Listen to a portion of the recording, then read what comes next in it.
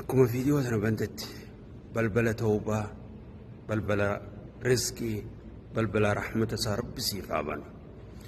akkuma amiin jetteen du'aa'ii ati duraan kadhachaa jirtu ta amma kadhachaa jirtu ta namni du'aa'ii sii godhaa jiru hunda rabbi siif qeebalee si haa gammachiisu. akkuma sheer gooteen khayrii ati firraa kuban qabne hunda gara sheer rabbi siif haa godhu. guyyaa arra keessa jirru kana keessatti kan zulhijjaadha guyyaa jummataa guyyaa shanaffaadha kana keessatti rabbi subhaanahu wa ta'ala yaadaa muraada keessiif guute rabbi si haa gammachiisu. guyyaa kana keessatti gammachuu arrarraa si eegaltee hanqa jannata ittiin seentutti nama gammadu rabbi si haa godhu. anaa fi atiis warra rabbiin jaalate warra rabbiin irraa jaalate warra rabbiin dalagaa isaanii irraa jaalate warra rabbiin dalagaa isaanii irraa qeebale warra rabbiin dilii isaanii araarameef irraa rabbi nu haa godhu. dilii teenyas rabbi nuuf haa araaramu. warra waan hojjetu rabbi jecha fuula rabbi barbaadaa jecha hojjetu warra san rabbi nu haa godhu. warra gartii akka rabbi Muhammad sallallahu alaihi wasallam rabbi gabbaretti rabbi gabbaru rabbi nu haa godhu.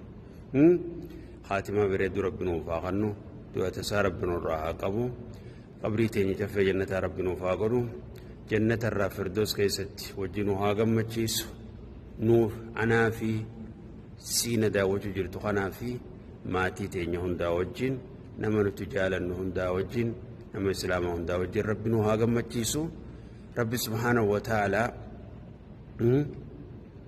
نغيان فيادان nu haa gammachiisu beekumsaan iimaana rabbi nu haa gammachiisu hireellee hiree rabbiin bareedduu numa hundaafu rabbi haa godhu rabbi nuuf haa kennu hiree bareedduu rabbi nuuf haa kennu jireenya keenya rabbi nuuf haa qajeelchu ilmaanillee rabbi nuuf haa qajeelchu ilmaan diin rabbi nuuf haa godhu ka ilmaan hin qabnellee ilmaan diin rabbi siif haa kennu ilmaan saaliha rabbi siif haa kennu ilmaan qabeenya mana bal'aa yaabbii bareedduu fayyaa guutuu iimaana beekumsa rabbi siniif kennee rabbi sinaa gammachiisu walumaanuu nuuf kennee rabbi nu haa gammachiisu. biyya teenyallee biyya nagayaa rabbi nu haa godhu biyya fayyaa qabdu biyya nagayaa qabdu biyya toohida qabdu ta tokkummaa qabdu ta jaalala qabdu rabbi nuuf haa godhu wal nu haa jaalachiisu. hamaa fi hamtuu rabbi nurraa haa qabu hamaa fi hamtuu rabbi nurraa haa qabu. nama keenya kan du'ellee jannatarraa firdoos keessatti isaan haa gammachiisu. nama islaamaa hundaa'u kan du'e rabbiin firdoos keessatti isaan haa gammachiisu wajjin haa gammachiisu jetti qabri isaaniillee caffee jannataa rabbi isaaniif haa godhu. walumaanuu rabbi nu haa gammachiisu. warra gartee guyyaa hornan kana keessatti gammade ka kana boodallee gammadu rabbi nu haa godhu.